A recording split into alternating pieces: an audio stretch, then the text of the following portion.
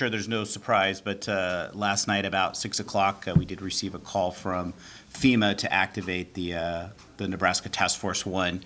So those team members were recalled from home. It was the end of their 48-hour rest period, literally by just a few minutes. And so we pulled them in last night. The team was able to put their equipment together, and I believe they hit the road about midnight last night, between 11 and 12 o'clock last night. At this point, they're still en route to Eglin Air Force Base in western Florida, and their job will be to get to that location and stage, but of course that's going to take about a 2-day drive to get there. In the meantime, they could get different tasking, different assignments, so it kind of depends on what happens with the hurricane and teams that are in front of them, what assignments they get and what they need for backup.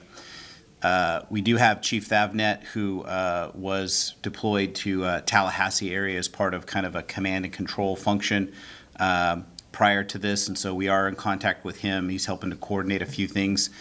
Starting today, we will resume the 10:30 a.m. Briefing for media, and so we'll get that information out here a little bit later today.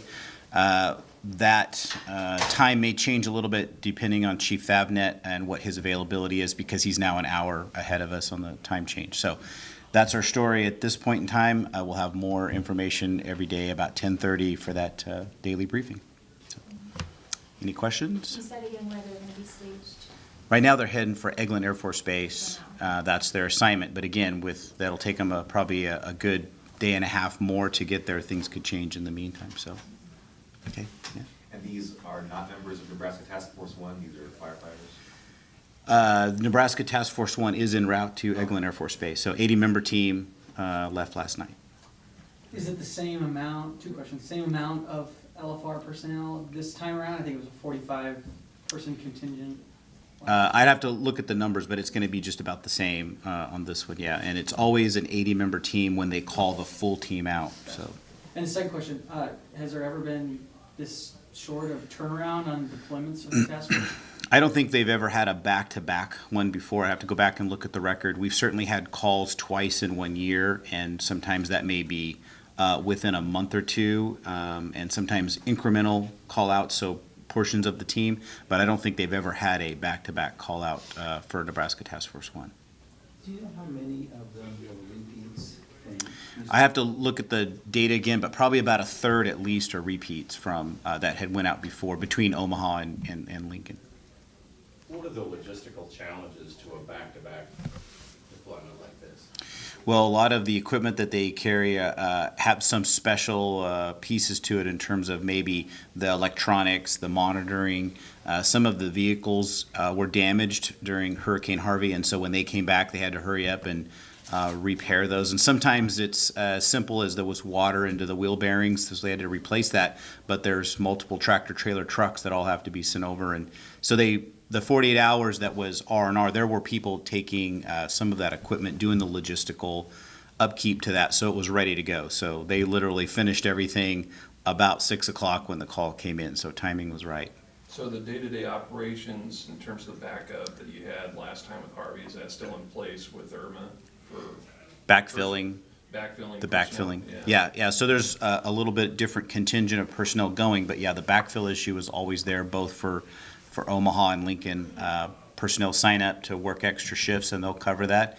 And again, a few days is not that big of a deal. It's pretty easy to get it. As time goes by, it gets a little harder because everyone's already worked, 90 or 160 hours in a week, and it just gets a little old after a while. So, okay. You guys have a number of calls, emergency calls yesterday.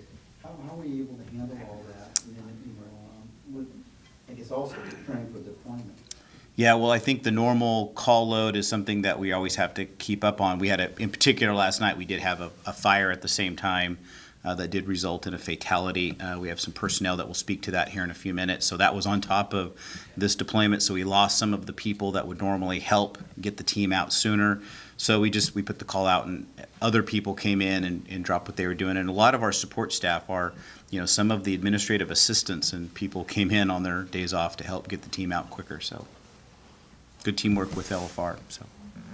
Just on a personal basis, what's your observations about you in any Task Force One. Yeah, you know, and I guess their willingness to go out again after such a short rest. Right. Well, I think all the first responders, and this is probably, universal throughout the United States, but especially in Nebraska and Lincoln, is that first responders, that's what they sign up to do. And even though they're tired, they really have that put me back in, coach mentality, and they want to get back in there and make a difference. And this is a significant opportunity for them to do that again, even though it is back-to-back. So, yeah, they're tired and a little beat up, but if I pulled them back and told them they couldn't go because I thought they were too tired, they'd probably beat me up. So,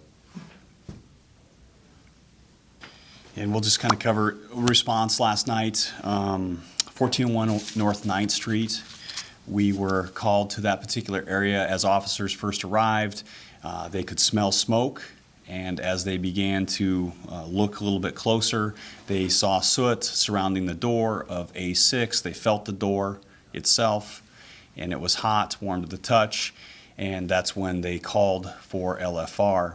And ultimately, LFR did respond, and the 66-year-old female resident was extricated from the interior of the apartment. Life-saving measures were attempted and a transport was made to a local area hospital. Unfortunately, she died from the injuries she received during the fire. This investigation is ongoing.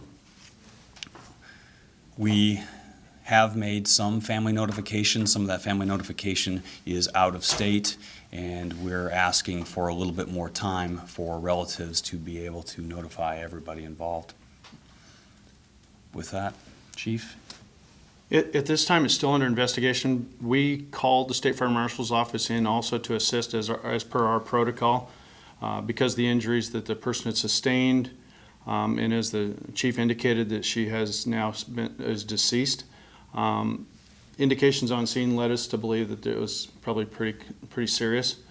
And so we called them in to assist with the investigation. It's still ongoing. They were unable to give me some specifics last night with regard to cause and origin of the fire.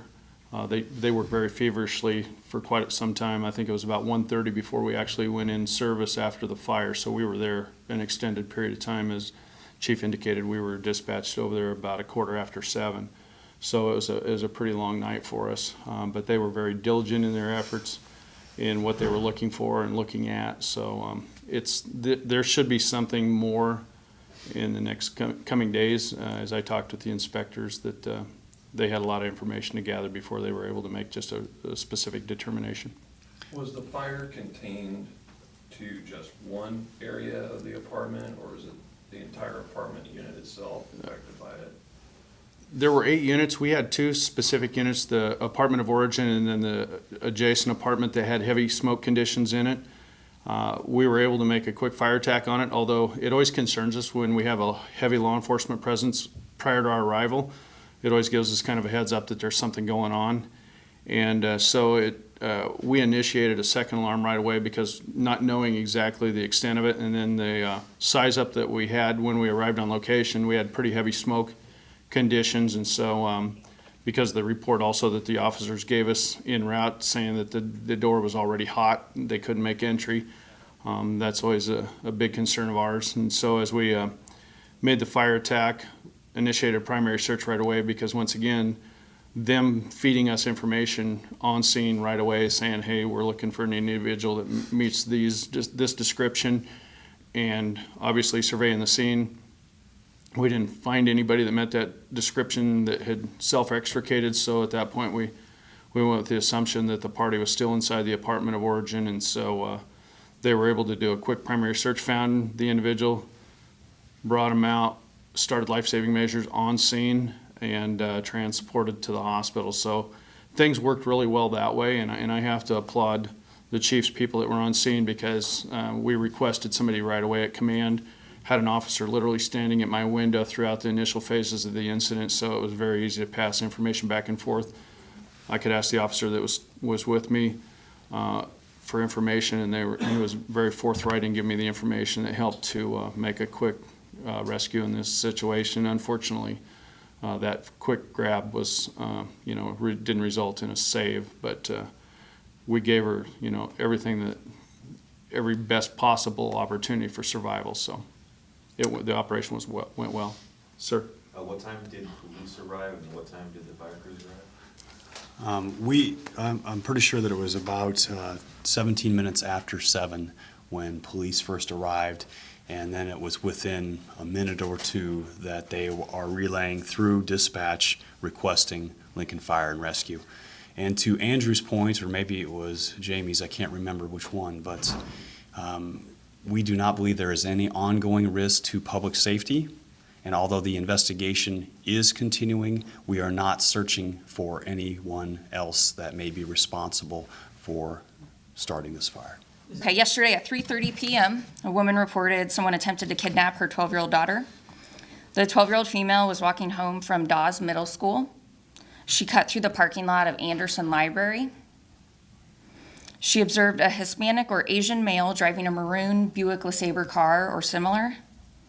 The vehicle circled the lot, and the male eventually asked the 12-year-old if she wanted a ride. She ignored him at that time, so he exited his vehicle and grabbed her left arm. He tried to get her to go with him in the vehicle. She kicked the man and ran home. She described the male as a 30-year-old Hispanic or Asian male, 5'11", heavy-set build, with a thick mustache.